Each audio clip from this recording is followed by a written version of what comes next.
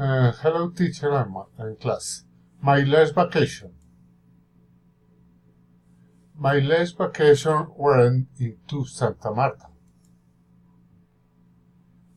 We traveled to Santa Marta, my wife, my son, a nephew, and I, and meet the statue of the Pibe Valderrama.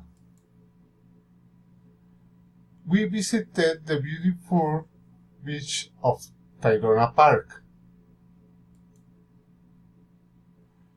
We tried the delicious food of the Caribbean, egg arepa, rice, seafood, and other delicacies. We also visited the Quinta of San Pedro Alejandrino, declared homeland sanctuary that works as Museo Bolivariano at present.